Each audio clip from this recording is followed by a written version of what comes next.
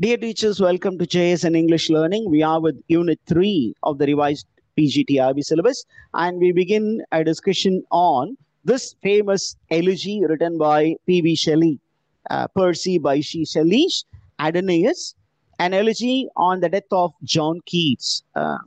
Both P.B. Shelley, John Keats are the second generation romantic poets. இவங்க எல்லாமே romantic மூமெண்ட்ல வரக்கூடியவங்க. நமக்கு John Keats, PB Shelley and Lord Byron, இவங்க மூணு பேரும் ரொம்ப ப்ராமினெண்டா இருப்பாங்க. They are consider to be second generation romantics. இதுல PB Shelley is rebel poet, அது நமக்கு தெரியும், ரெவல்யூஷனரி மைண்ட் செட்ல. John Keats is very famous lyricist, a man who popularized ode form. Ode அப்படிங்கிறத ரிவைவ் பண்ண அந்த ஒரு பெரிய ரைட்டர் வந்து ஜான் கீட்ஸ். இப்போ அந்த ஜான் கீட்ஸுக்கும் பிபி ஷெல்லிக்கும் இடையே ஒரு பெரிய நட்புறவு இருந்தது. பிபி ஷெல்லிக்கும் பைரனுக்கும் பயங்கரமான ஒரு நட்புறவு இருந்தது அப்படிங்கிறது நமக்கு தெரியும். அப்ப ஜான் கீட்ஸ் இறந்த பிற்பாடு அவருக்கு என்ன பண்றாரு அப்படின்னு கேட்டீங்கன்னா, பிபி ஷெல்லி என்ன பண்றாரு அப்படின்னா ஒரு இரங்கற்பா எழுதுறாரு. an elegy அப்படின்னா song that mourns the death of a fellow writer. And என்ன டைப் ஆஃப் எலிஜி சார்? எலிஜியில நிறைய டைப்ஸ் இருக்கு. அதுல இந்த எலிஜி அப்படி என்ன டைப் ஆஃப் எலிஜி அப்படின்னா, it is called a pastoral elegy. Pastoral elegy அப்படின்னா என்ன? What do you mean pastoral elegy? Countryside. Okay, pastoral elegy has countryside as a background. அப்புறம்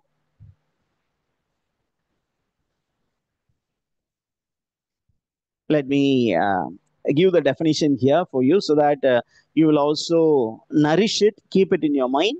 I'm putting it here. Okay, a pastoral elegy is a specific type of elegy. It's a poem mourning the loss, and it is set in a rural, often idealized pastoral setting. Pastoral, country setting. And who are the characters? The characters will be normally shepherds, and it will deal with the companionship between shepherds and how the shepherd's life was. அப்ப shepherds நார்மலா ஒரு country சைட்ல ஆடுகளை மேய்ச்சிக்கிட்டு இருப்பாங்க. அப்ப மேய்ச்சிக்கிட்டு இருக்கும்போது அந்த ஆடுகளை வந்து குறிவைத்து ஒரு சில ஓநாய்கள் வரும். அந்த ஓநாய்களிடமிருந்து இந்த ஆடுகளை காப்பாற்ற அந்த ஆயன் வந்து முயற்சி பண்ணுவார். முயற்சி பண்ணும்போது சில நேரத்துல ஓநாய்களை விரட்டி அடிப்பார், சில நேரத்துல ஓநாய்கள் ஆடுகளை தூக்கி போகும். அப்ப அவர் சோகமாயிருப்பார். சோகமாயிருக்கும் போது அந்த ஏரியாவில் இருக்கக்கூடிய மற்ற இடையர்கள் வந்து எந்த இடையருக்கு வந்து ஆறுதல் சொல்லுவாங்க. இது ஒரு ஸ்டோரி. இன்னொரு கான்செப்ட்ல என்ன இருக்கும் அப்படின்னா, இந்த ஓநாய்கள் என்ன பண்ணும், யாரை வந்து வேட்டையாட வரும், அந்த ஆடுகளை வேட்டையாட வரும். ஆடுகளை வேட்டையாட முயற்சி பண்ணும்போது அந்த ஆடுகளை வந்து இந்த ஓநாய்களிடமிருந்து காப்பாற்றுவதற்கு அந்த ஆயன் முயற்சி செய்வார். அந்த போராட்டத்தில் சில நேரத்துல ஆயனே இறந்து விடுவார். அப்ப அந்த இறந்து போன தனது நண்பனை நினைத்து மற்ற இடையர்கள் இரங்கற்பா பாடுவார்கள். இதுதான் ஆக்சுவலா அந்த மொடாலிட்டியே பேக்ரவுண்ட். இதுல நம்ம கொஞ்சம் எக்ஸ்டெண்டட் சென்ஸ்ல பார்க்கணும். Who are the shepherds in an elegy, this elegy அப்படிங்கும்போது கொஞ்சம் the shepherds are the poets. Who are the sheep then? Shepherds symbolize the poets. Who are the sheep? The sheep are the works. இந்த ஆடுகள், இந்த sheep என்ன பண்ணுவோம், ஷீப்ஸ்னு சொல்லக்கூடாதா, அந்த ஆடுகள் அப்படின்னு சொன்னீங்கன்னா அப்படியே நீங்க எக்ஸ்டெண்டட் சென்ஸ்ல ஆடு என்ற எது குறிக்குது அப்படின்னா இந்த கவிஞர்கள் எழுதக்கூடிய அந்த works, that is poetry. And who are the wolves? wolves யாரு அப்படின்னு பாத்தீங்கன்னா, they are the critics. they are the critics. அந்த ரிவ்யூலாம் எழுதுவாங்களே, போயட்ரியை பத்தி ரிவ்யூ, அந்த மூவி ரிவ்யூலாம் எவ்வளவு தூரம் மோசமா ஒரு சில படங்களை இம்பாக்ட் பண்ணுது, ஒரு சில டைரக்டர்ஸ் லைஃபே ஸ்பாயில் பண்ணுது அப்படிங்கிறத நம்ம பாக்குறோம். யூடியூப் ரிவ்யூஸ் அல்லது ஃபார்மல் ரிவ்யூமே சில நேரங்கள்ல பாடி ஷேமிங்ல இறங்கிடுறாங்க. என்ன கேரக்டர், இவன் வந்து எலும்பு தோலுமா இருக்கான், அதையா பேசுற, கேரக்டரை பத்தி பேசியா அப்படின்னு சொன்னா, இவன்லாம் போய் சூப்பர் ஹீரோவா நடிக்கலாமா சார்? ஒல்லியா இருக்கிறவன் எல்லாம் வந்து ப்ரூஸ்லின்னு சொல்ல முடியுமா அப்படின்லாம் கமெண்ட் அடிச்சாங்க. இந்த மூஞ்செல்லாம் பெருசா வருமா அப்படின்னா, ஒருத்தர் பெருசா வந்து 250 கோடி ஒரு லாஸ்ட் படம், அதுக்கப்புறம் நான் சினிமாவுக்கு போறேன் அப்படின்னு கிளம்பி போயிட்டார். அப்ப கிரிட்டிக்ஸ் வந்து என்ன பண்றாங்க அப்படின்னா, they are like wolves, they try to kill the work. அப்ப while they kill the work, they also kill the poets. Physical killing இல்ல, it's a intellectual killing, it's a psychological killing, it's a emotional murder. இப்ப நம்ம ஸ்டோரியிலையும் அதே மாதிரி தான். John Keats wrote these two ambitious work. One is called Endymion, the other one is called Hyperion. But the Endymion Hyperion அப்படிங்கிற work வந்து it fell into the bitter criticism by one or two critics. I will name them little later in the work. அப்போ இந்த criticism வந்து யாரு ரொம்ப பெருசா பாதிச்சுச்சு? The criticism by the critics affected John Keats. இப்ப John Keats வந்து ரொம்ப மன உளைச்சலில் இருந்தார் சார். ஓகே, இப்ப திடீர்னு பாக்குறோம் ஒரு நடிகை வந்து திடீர்னு தூக்கிட்டு மாட்டி தூக்க மாத்திரை சாப்பிட்டு செத்துறாங்க, தூக்கிட்டு செத்துறாங்க. சில டைரக்டர்ஸ் வந்து ஹார்ட் அட்டாக்ல செத்துறாங்க. இப்போ லேட்டஸ்டா ஒரு இயக்குனருடைய மகன் இறந்து போனாரு.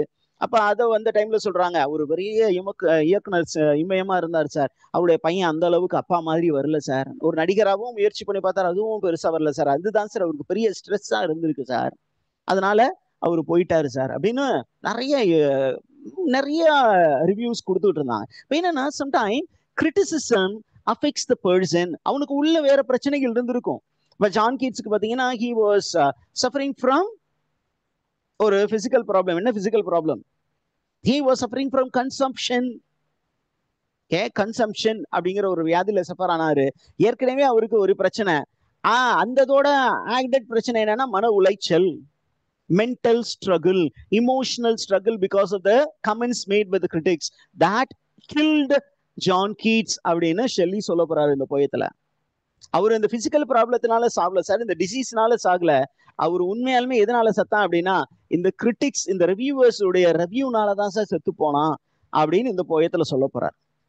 இது one aspect of the poem. The other aspect, look at the way he has titled the poem. He actually calls John Keats as Adonais. Okay, John Keats வந்து என்னன்னு கூப்பிடுறாரு? Adonais-னு கூப்பிடுறாரு. He is equating John Keats to a Greek mythological character. Who is that mythological character? அப்புறம் Greek mythology-குள்ள போகணும். This Adonais is a very handsome young man who was the love interest of the goddess of love, Venus. Okay, the goddess of love ஒருத்தவங்க இருந்தாங்க, அவங்க பேர் Venus Greek மித்தாலஜில. இப்போ அந்த lady வந்து என்ன பண்ணாங்கன்னா, ஒரு நாள் காட்டுல தன்னுடைய சகாக்களோடு அப்படியே உலா போயிட்டு இருந்தாங்க. அப்ப அந்த சைட்ல பாத்தீங்கன்னா ஒரு யங் மேன் என்ன பண்ணுவான், ஒரு வைல்டு போரை துரத்திட்டு போயிட்டு இருந்தான், ஒரு காட்டு பன்னிய வேட்டையாடுறதுக்கு போயிட்டு இருந்தான், ஒரு அழகான இளைஞன். அந்த இளைஞனை பார்த்த நிமிஷத்திலேயே அந்த goddess of Venus fell in love. என்ன பண்ணாங்க, டே hello young man, I am in love with you அப்படின்னு அவங்க ப்ரப்போஸ் பண்றதுக்கு இவர் பின்னாடி என்ன பண்றாங்க, லோன்னு அலைகிறாங்க. ஆனா அவன் வந்து கொஞ்சம் கூட அந்த காடஸ் ஆஃப் லவ்னாவே அவங்க எப்படி இருப்பாங்கன்னு பாருங்க. அவங்க பயங்கரமா வசீகர தோற்றத்தோடு தான் இருந்திருப்பாங்க, சாதா எல்லாம் கிடையாது. அவங்கதான் காதலிக்கே அரசி. அந்த தெய்வமே அடனியஸ் பின்னாடி ஓடிச்சு. ஆனா என்ன சொன்னா, கோ கோ அப்படின்னு சொல்லிட்டு வைல்டு பேருக்கு பின்னாடியே போனான், அட்வென்ச்சர் ஸ்பிரிட். அவன் வந்து ஒரு கோல்ல வந்து கிளியரா இருந்தான். என்ன clear? he has to hunt a wild boar. The wild boar also can be taken as a symbol in the context of John Keats. என்ன அப்படின்னா, he wanted to pursue, okay, beauty via poetry. அதை target பண்ணி போனா, அப்ப பெருசா ஒரு நல்ல பயங்கரமான ஒரு போயட்ரி, ஒரு பயங்கரமான யூட்டோப்பியன் போயட்ரி எழுதணும், ஒரு பயங்கரமான எபிக் போயம் எழுதணுங்கிற முயற்சியில தான் எண்டிமியன் ஹைப்பீரியன்லாம் அட்டம் பண்ணாரு. ஆனா அவரால் அந்த அளவுக்கு யாரு நம்ம வெர்ஜில் மாதிரியோ ஈலியட் அந்த ஹோமர் மாதிரியோ எழுத முடியல. என்ன சார், இந்த ஆளு அட்லீஸ்ட் அதையாவது ட்ரை பண்ணான்ல அப்படின்னு நம்ம அப்ரிஷியேட் பண்ணாம என்ன பண்ணாங்க, இவன்லாம் விளங்காதவன், ஒண்ணுமே லைக் இல்லாம எழுதியிருக்கான், இவன் ரொம்ப மோசமா எழுதியிருக்கான்னு சொல்லி ஒரு சில ரிவ்யூவர்ஸ் ரிவ்யூ கொடுத்தாங்க. அந்த ரிவ்யூ என்ன பண்ணுச்சு, பேக் ஃபயர் ஆகி அவரு இறந்து போனார் அப்படின்னு டிவி சொல்லி சொல்றாரு. சரி, அடனியஸ் கிரீக் மித்தாலஜியில் என்ன சார் நடந்துச்சு? அவரு காட்டு பண்ணி பின்னாடி ஓடினாரு, அந்த காட்டு பண்ணி இவரை அட்டாக் செய்து அவர் இறந்து போனார். அப்ப அவர் இறந்து போனோன்னு என்ன நடந்திருக்கும்? நம்ம காடஸ் வீனஸ் என்ன பண்ணாங்க, அடனியஸ் இறந்து போனதுனால அவங்களும் சோகம் ஆயிட்டாங்க. நேரா என்ன பண்ணாங்க, அடனேயஸ் பாடியை எடுத்துக்கிட்டு அண்டர் வேர்ல்டுக்கு போயிட்டாங்க, ஹேடஸ்க்கு போயிட்டாங்க. அங்க the king of underworld அந்த queen, king is Pluto and queen is Proserpine, அவங்கள்ட்ட போய் முறையிடுறாங்க. அப்போ அவங்க என்ன சொல்றாங்க, ஓகே உன்னுடைய பிரச்சனை எனக்கு புரியுதுமா, ஒன்னு செய்வோம், இவனுடைய சோல் இங்கே தான் இருக்கணும், எங்க அண்டர் வேர்ல்டு தான் இருக்கணும், ஆனா நீ வந்து ரொம்ப அழுத்தக்காரியா இருக்கிறதுனால என்ன சொல்றேன், 6 மாசம் இந்த அடனேஸ் என்ன பண்ணுவான், மேல வருவான், 6 மாசம் கீழே தான் இருப்பான். அப்ப ஆட்டோமேட்டிக்கா இது எல்லாமே சீசன் மித்துக்குள்ளர போகுது. என்ன அப்படின்னா 6 மாசம் அடனேயஸ் வந்து வீனஸோடு இருக்கக்கூடிய அந்த 6 மாசம் உலகம் வந்து எப்படி இருந்தது, நல்ல பூத்து குலுங்கியது, 6 மாசம் வந்து விண்டரா இருந்தது, இப்படின்னு ஒரு மித். இந்த மித் உங்களுக்கு புரிஞ்சுதா? Adonis the lover boy, the passionate young man அப்படிங்கிற கான்செப்ட் தான். Very, very young. These are the words that you need to remember when we think about youthful man, then passionate young man.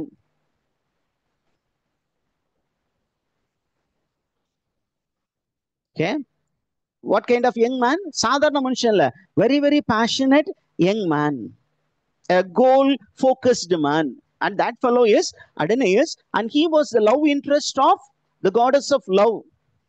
தேவதைகளே இவரை பார்த்து வலிஞ்சாங்க, ஜொல்லு ஊத்துனாங்க, அந்த அளவுக்கு ஒரு பயங்கர வசீகர தோற்றம் உடைய ஒரு மனிதன். அப்படிப்பட்ட ஒரு மனிதனுக்கு யார வந்து அந்த பர்டிகுலர் கேரக்டரை யார் மேல கொண்டு வந்து இம்போஸ் பண்றாரு, ஜான் கீட்ஸ் மேல இம்போஸ் பண்றாரு பிபி ஷெல்லி. சரி, இந்த போயம் எப்ப சார் எழுதப்பட்டது அப்படின்னு கேட்டீங்கன்னா, the poem was written and published in 1821 and total number of lines அப்படின்னு பாத்தீங்கன்னா 495 lines and the stanza format அப்படின்னு பாத்தீங்கன்னா it has 55 stanzas. ரொம்ப கம்மியெல்லாம் இல்ல. மொத்தம் எத்தனை stanza? There are 55 stanzas. 55 stanzas written using Spenserian stanza. Spenserian stanza na enna teachers? What is a Spenserian stanza? A stanza form which was popularized by Edmund Spenser in the work. என்ன workல வந்து அதை introduce பண்ணாரு? Fairy Queen. சரி, அது என்ன அப்படின்னா இங்க போட்டுருவோம், அதையும் நீங்க அப்படியே பார்த்துக்கலாம். A Spenserian stanza was invented by Edmund Spenser, okay, for his epic poem The Fairy Queen.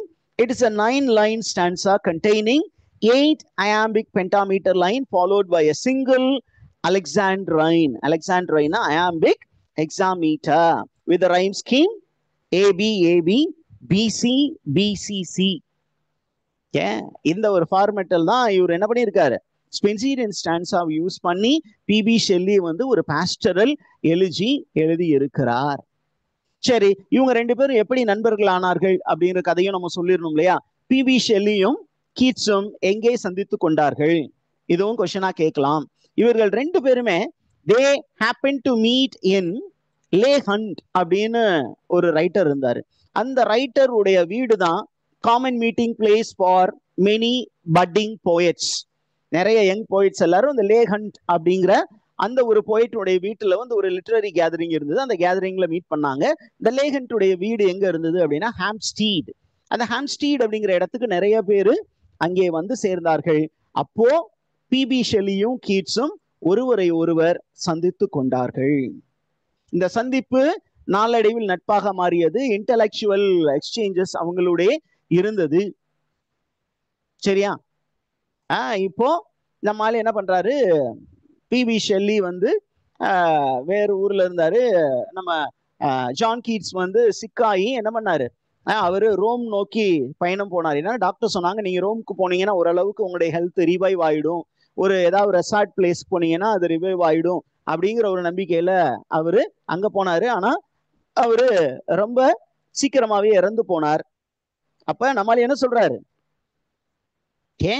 அடனேயஸ் மாதிரி இவரும் யங் ஏஜ்ல இறந்து போனார் அப்படின்னு யார் சொல்றா? ஷெல்லி சொல்றாரு. நம்ம கிரீக் மித்தாலஜியில பாத்தீங்கன்னா வீனஸ்ன்னு சொன்னோம். வீனஸ் உடைய இன்னொரு நேம் வந்து ஆப்ரோடைட். ஆப்ரோடைட் உடைய mythological reference பாத்தீங்கன்னா, she is also the goddess of sky and the goddess of pure love, not sexual love. சரியா? அப்போ ஆப்ரோடைட்டுக்கு இன்னொரு பேரும் இருந்தது, யுரேனியா. அங்க பாத்தீங்கன்னா அது வந்து ரொம்ப செக்ஷுவலா கொண்டு போயிருப்பாங்க. அந்த யங் மேனை பார்த்துட்டு, அவருடைய தேகத்தை பார்த்துட்டு, அவருடைய வசீகரத்தை பார்த்துட்டு அங்க ஆப்ரோடைட் காதல் வயப்பட்டார். ஆனா நம்ம போயத்துல அப்படியே ஸ்டோரியை உல்டாவா மாத்துறாரு. There was a young man, a passionate poet by name John Keats. அவனுக்கு ஒரு தாயார் இருந்தார். அந்த தாயார் யாரு? யுரேனியா. யுரேனியா யாரு அப்படிங்கிறீங்கன்னா, she is the goddess of sky, she is the goddess of astronomy and she is the goddess of pure love. அப்ப இங்க பாத்தீங்கன்னா ஸ்டோரிய உல்டாவா மாத்தி அந்த உண்மையான அன்பின் தாய் ஒருவள் இருந்தால் அந்த தாயினுடைய மகன் தான் ஜான் கீட்ஸ். ஏன் அப்படின்னா பெரிய கிரிட்டிசிசம் ஜான் கீட்ஸ் மீது வைக்கப்பட்ட கிரிட்டிசிசம் என்ன அப்படின்னா, he was highly sensual. What is the criticism? Yeah, he was highly sensual. He was highly sensual அப்படின்னு சொன்னாங்க. என்ன சென்சுவல் அப்படின்னா, அவர் எழுதக்கூடிய கவிதை எல்லாமே ரொம்ப எரோட்டிக் எலிமெண்ட்ஸ் இருந்தது அப்படிங்கிறது தான் criticism. John Keats was criticized for writing sensual poetry. ரொம்ப ரொம்ப கிளுகிளுப்பு ஊட்டுறதா மாதிரி எழுதுறாரு சார். சென்சுவல் அப்படின்னு சொன்னாங்க. SENSUAL. யா, சென்சுவல். அவருடைய போயட்ரி வந்து ரொம்ப சென்சுவலா இருந்தது.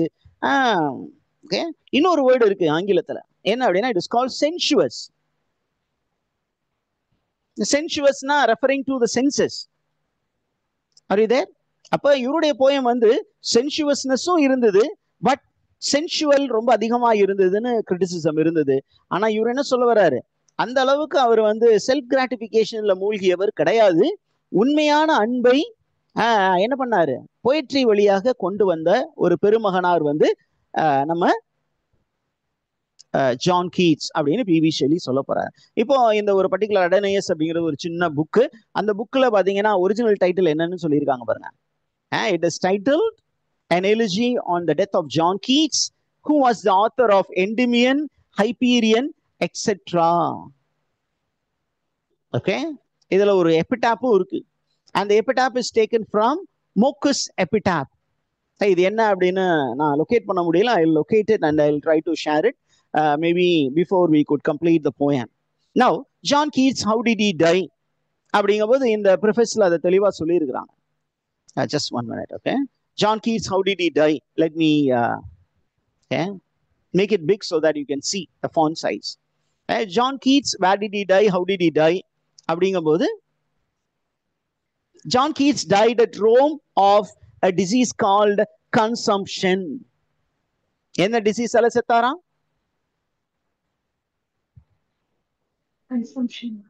கன்சம்ஷன் அப்படிங்கிற ஒரு வியாதியினால செத்தாரு. நம்ம ஏற்கனவே ஜான் கீட்ஸை பத்தி இன்ட்ரடக்ஷன் படிக்கும் போது பார்த்துருப்போம். It's a type of tuberculosis. இவர் வந்து John Keats was not only a poet, he was also a medical practitioner. Medicine படிச்ச மனுஷன். அப்ப மெடிசின் படிச்சுட்டு கவிதையும் எழுதிக்கிட்டு இருந்தாரு. அவருடைய சகோதரன் ஒருவர் இருந்தார், அவர் வந்து டியூபர்குலோசிஸ் வந்தது. அப்ப அவரை பார்த்துக்கிறதுக்கு இவர் போனாரு. இவரும் டியூபர்குலோசிஸ் பேஷண்டா மாறினாரு. அப்ப மாறின போது அவருடைய வயசு ஏறக்குறைய he was just 24 years old and it was a year 1821. 1821 ஆண்டு வியாதி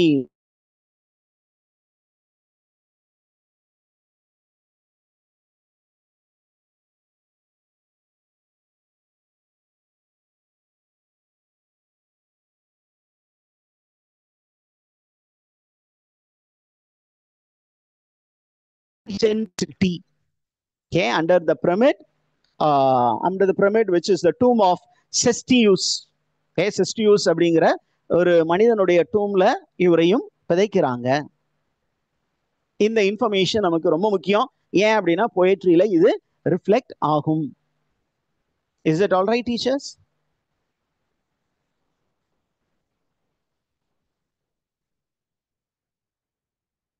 Shall we start the poem? Yes, sir. Look at the poem how he begins. நான் கொஞ்சம் ஃபாண்டே சைஸ் பெருசாகி வச்சுக்கிறேன் ஸோ தட் ஏன்னா நம்ம எழுதின விஷயங்கள்லாம் அதில் கொஞ்சம் இருக்கும் அதற்காக தான். Now let's take the first stanza. அப்போ ஒரு ஸ்பென்சீரியன் ஸ்டான்சா. ஸ்பென்சீரியன் ஸ்டான்சானா என்னன்னு சொன்னோம்? 9 line stanza, 8 lines iambic pentameter, 1 line Alexandrine. Alexandrine என்னன்னு சொன்னோம்? iambic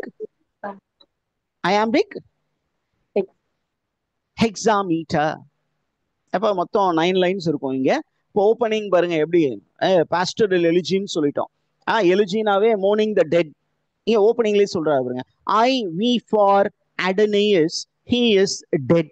opening line. Opening line எப்பொழுதுமே எக்ஸாம் பாயிண்ட் ஆஃப் வியூல ரொம்ப ரொம்ப முக்கியம். I weep for Adonais he is dead. எதுக்கு சார் இந்த போயம் அப்படின்னு தெளிவா சொல்றாரு. நான் யாருக்காக இந்த போயம் எழுதியிருக்கேன் அப்படின்னா, உண்மையான அடனியஸ் எனது நண்பன் ஜான் கீட்ஸ், அவன் இறந்து போனான். நான் அந்த கிரீக் மித்தாலஜியில இருக்கிற அந்த அடனேயஸுக்காக கவிதை எழுதல. அந்த கிரீக் மித்தாலஜியில இருக்கிறவங்க எல்லாம் சொல்லிட்டு போறாங்க அது கற்பனை கதை. It's only a myth. It may not be real story. ஒரு மாரல் வேல்யூ நமக்கு உலகத்துக்கு சொல்றதுக்காக வந்த கதைகள். நம்ம அந்த அடனேயஸ் பார்க்கல. நம்ம வாழ்ந்த காலத்துல நம்ம கூட ஒரு பேஷனட் யங் மேன் இருந்தான். கவிதைய உயிரா நினைச்ச ஒரு யங் மேன். அவனுக்கு பியூட்டி தான் ரொம்ப முக்கியம். அப்ப அந்த பியூட்டியை தன்னுடைய கவிதைக்குள்ளார கொண்டு வந்துடணும்னு பேஷனட்டா இருந்த ஒரு பெரிய மனிதன். எப்படி அந்த அடனியஸ் வைல்டு போருக்கு பின்னாடி போய் தன்னுடைய வாழ்க்கையை பணயம் வைத்தானோ, அதே மாதிரி கவிதையே உயிர் மூச்சாக கொண்ட எனது நண்பன் அடனியஸ் இறந்து போனான். அதுக்காக தான் சார் நான் கவிதை எழுதுறேன் அப்படிங்கிறான். Did you understand the opening line? I weep for Adenius, he is dead. இறந்து போயிட்டான், என் நண்பன் இறந்துட்டான், என்னுடைய உயிர் மூச்சு இறந்து விட்டது, இந்த உலகத்தை விட்டு சென்று விட்டது அப்படின்னு. இந்த அடனேயஸ் யாருதான்? அவர் சொல்ற அடனேயஸ்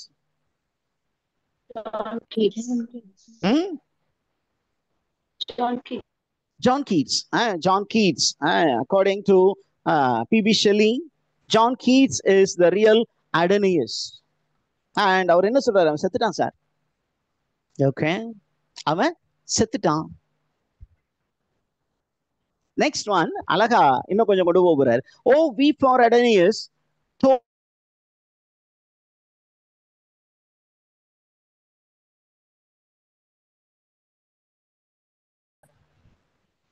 So P.B. Shelley tells very clearly that his friend John Keats, who is Adenius, is dead.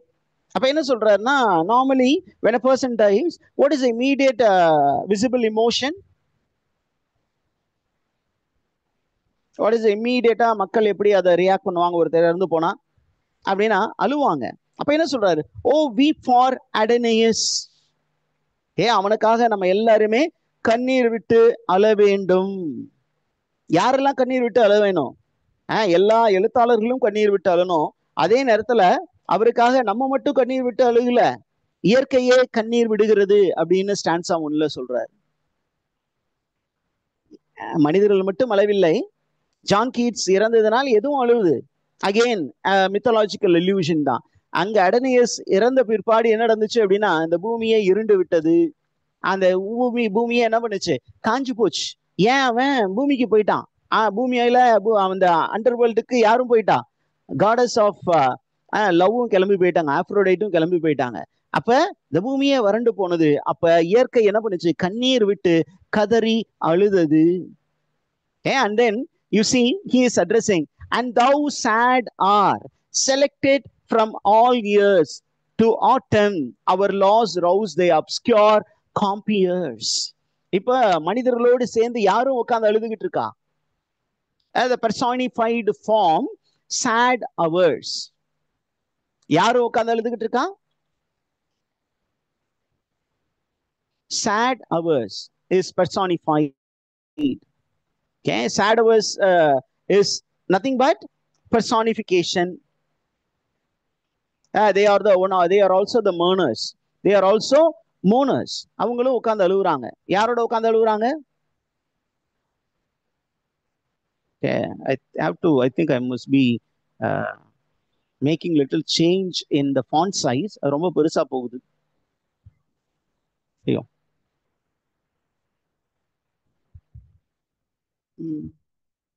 It has become very bigger. Just 1 minute, teachers. Let me. Do you find it? The file? எனக்கு மட்டும் தான் அப்படி பெருசா வந்துருச்சா?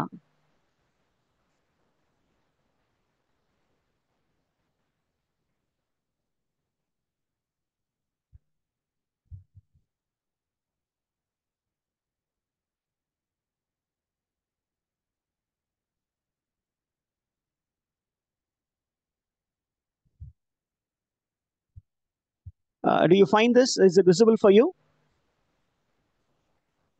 Yes, sir. Yes, sir. Where a file காட்டிட்டோம்? I think I have shown some other file. I think I have to change the file.